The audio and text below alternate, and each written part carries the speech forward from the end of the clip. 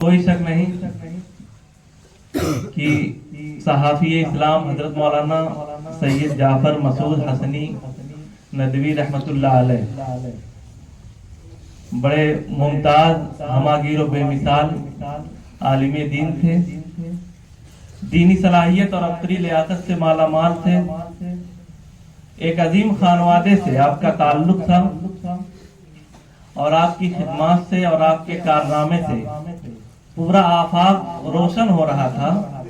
رمضان تک تاریخ خالی نہیں تھی، لیکن اللہ تبارک و تعالیٰ کو یہی منظور تھا۔ موت کے فرشتے نے ندا لگائی اور آپ اپنے مالک حقیقی سے جا ملے۔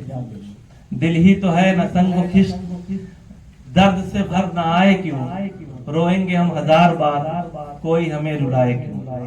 مولانا ایک طرف علم و ادب سے آراستہ تھے تو دوسری طرف زہد و تقوی، قناعت اور پرہیزگاری سے پیراستہ بھی۔ ایک طرف کردار و عمل کے غازی تھے، شہسوار تھے، تو دوسری طرف علم کے ناپید کنار بھی۔ ایک طرف ملت اسلامیہ کے لیے ہمدرد و غمخوار تھے تو دوسری طرف سرمایہ افتخار تھے۔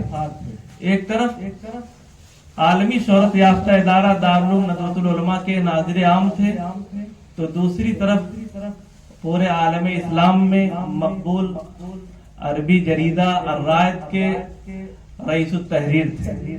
ایک طرف مفکر اسلام حضرت مولانا سید ابو الحسن علی حسنی ندوی رحمۃ اللہ علیہ کے نواسے تھے تو دوسری طرف پورے ایشیا کے معروف اور مشہور انشا پرداز حضرت مولانا سید واضح رشید ندوی رحمۃ اللہ علیہ کے اکلوتے فرزند ارجمند تھے۔ مولانا ایک طرف رابطے ادب اسلامی شعبہ بر صغیر کے صدر تھے تو دوسری طرف مسلم پرسنل لا بورڈ کے رکن اساسی تھے۔ گویا کہ اپنی ذات میں ایک انجمن تھے، شخص نہیں شخصیت تھے، فرد نہیں انفرادیت تھے، کارواں نہیں میرے کارواں تھے۔